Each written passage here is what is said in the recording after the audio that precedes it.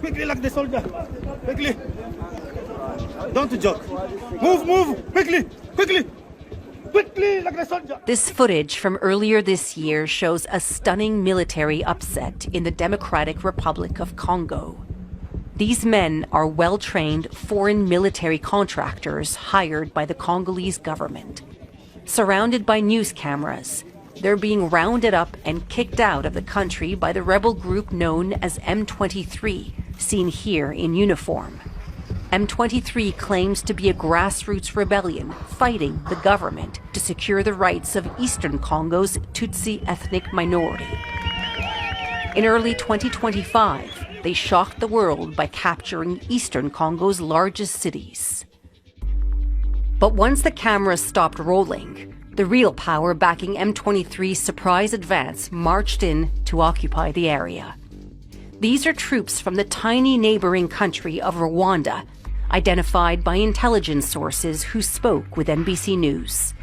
We uncovered evidence showing that Rwanda has armed, trained, and commanded the M23 movement and committed thousands of its own troops to the fight. Their clandestine war has given them control over a territory with some of the world's richest deposits of rare earth minerals used in cell phones, computer chips, and batteries. It's also killed thousands and displaced millions. Despite accusations from the UN and Western governments, Rwandan President Paul Kagame has carefully and repeatedly denied any role in the conflict. This problem was not created by Rwanda and is not Rwanda's problem. It is Congo's problem. M23 are not Rwandans. Does Rwanda currently have any troops at all in Eastern DRC? I don't know.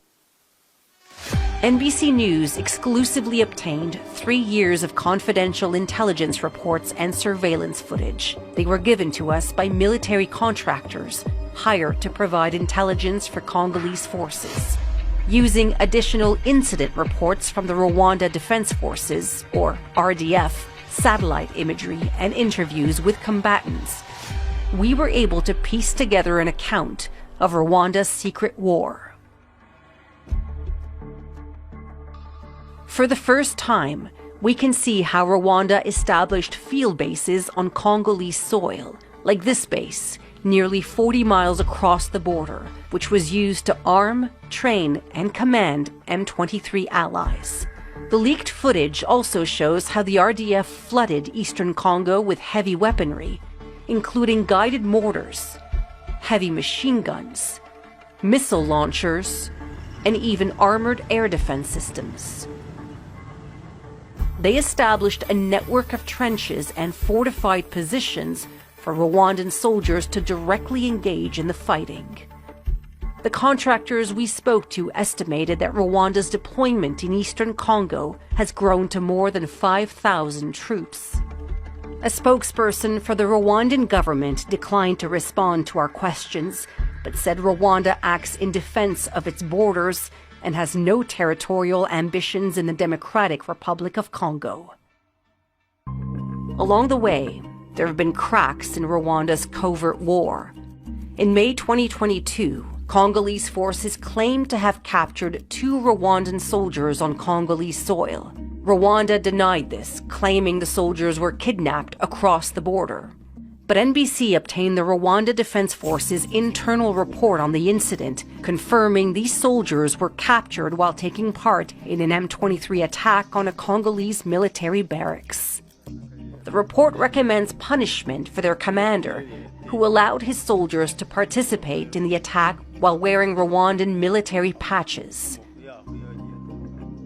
To preserve secrecy, Rwanda began to equip M23 and their own troops with the same unidentifiable uniforms and gear, making it nearly impossible to tell them apart. To prevent the capture and identification of Rwandan weapon systems, they shuttled them back and forth across the border to Rwanda every night. The RDF removed the bodies of dead Rwandan soldiers from the battlefield, and when they couldn't, they stripped them of ID and insignia. Despite these measures, the mounting death toll is becoming increasingly difficult to hide. Using satellite imagery, we counted one by one the grave sites in this Rwandan military cemetery. Since 2021, the cemetery has grown by more than 900 graves. The largest increase occurred between late 2023 and early 2024. During this period, the Congolese military conducted a wave of drone attacks within their own borders. There were so many Rwandan casualties, they nearly lost the war. This strike from January 2024 took out an RDF base and ammunitions depot near the Congolese village of Kiwanja. The attack killed Rwandan officers who were training M23 recruits. A spokesperson for the government declined to answer our questions about Rwandan casualties, but said our reporting on their military cemetery has, quote, no basis in reality.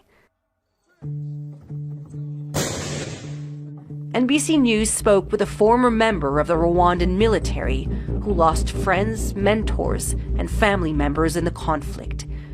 Their funerals, he told us, were strictly monitored and controlled. Fearing retaliation from the government, he spoke to NBC on the condition of anonymity. He provided us with documents and corroborating sources to verify his account. To ensure his anonymity, we're reading from a transcript of his interview. I have a family member. He's my cousin. He called me. He said the enemy is very dangerous here. He said we are very afraid. And he was shaking. You know, the voice was shaking. He died on December 31st, 2024. They bring you to the cemetery, they show you the coffin, then they bury, then you go home. After that, they follow up with the families, their conversations, if they're sharing what happened to them. They're supposed to stay silent. For many Rwandans, grief is more powerful than fear. NBC News found and verified 91 examples of Rwandan families who defied authorities by posting funeral notices of relatives who died in eastern Congo. When someone is dead, sometimes you have nothing left to fear. They have nothing to lose. Nearly 4 years of conflict have taken their greatest toll on Congolese civilians. Millions have been forced to flee their homes to escape the fighting, often over and over again. And Rwandan attempts to hide their presence is only making matters worse. A leaked report from January 2024 shows how the RDF and M23 established this small fortified position, then kicked out the entire nearby village to maintain secrecy.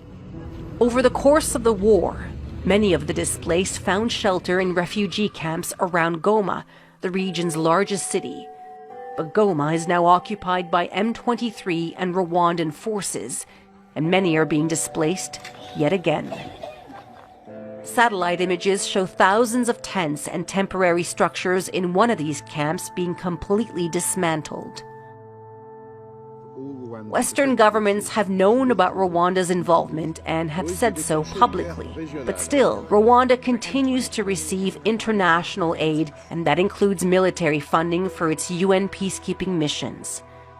Now Rwanda is at the table for US-brokered peace talks, despite never having officially admitted to taking part in the conflict. It will also allow millions of displaced people to return to their homes, to safer communities, with new economic opportunities. The U.S. is promising speedy investment into eastern Congo's supplies of rare earth minerals. It's an attractive offer for President Kagame. Under the proposed deal, Rwanda would profit from this mineral investment and exit the conflict without accountability for its secret war.